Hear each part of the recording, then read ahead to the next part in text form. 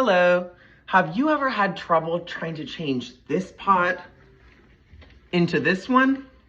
Hi, my name is Thomas Barrera. I'm now a senior at Loyola University in New Orleans. And my pitch for you today is the TechPot. Now, what inspired me to make this product came from my lengthy experience of gardening, or lack thereof. I love my plants to death, literally. Either if I'm overwatering them or just not paying attention to them for days, I could never seem to keep my plants alive.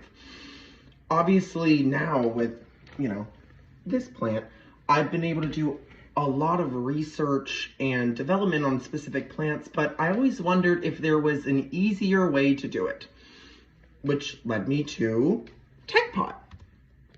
Now TechPot has many different qualities, but rather than a terracotta pot, it is a lightweight metal that comes in a variety of different colors with a screen attached to it. And this screen immediately connects to an app on your phone, so you have the option to choose which plant you want to put in it, and it will immediately memorize the sun and watering cycles, as well as the soil content needed, the vitamins needed, and if there are any season changes.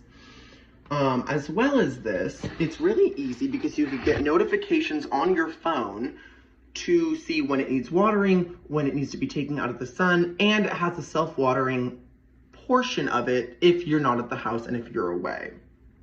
As well as this, it gives calendar in order to let you know when it's about to harvest or when it's about to bloom, because usually, like me, I would never remember like 60 days in advance. Now, the final step of this is the transitioning part of the plant. So not only will the app tell you all these qualities and factors about the plant, but when the plant has finally reached the bottom of the pot and its roots have touched the bottom, it will notify you so you know that it's too big for the pot and you need to transition it out.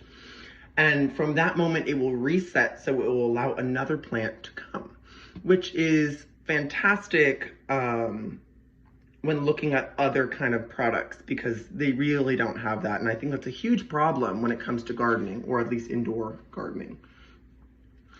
Competitive landscape. There are many different companies with similar qualities. I think the closest would have to be Eden, which is based in California, and it's basically a small little spick that you put in the soil that can connect to your phone that has very similar qualities, which can tell you the sun cycle, the watering cycle, and the soil quality needed. But the big difference is that it's more for bigger gardening experts, seeing that it's not in pots, but it's just in the soil in general. Usually a lot of homes don't have good soil to plant anything. I know my house doesn't. It's full of kind of brick and stuff, so pots for beginners is always a great factor when playing into it. As well as that, Aquaphoric, Wish, and Wish are also ones that are nice competitors, but it's really more focused on the self-watering rather than the tech base of it.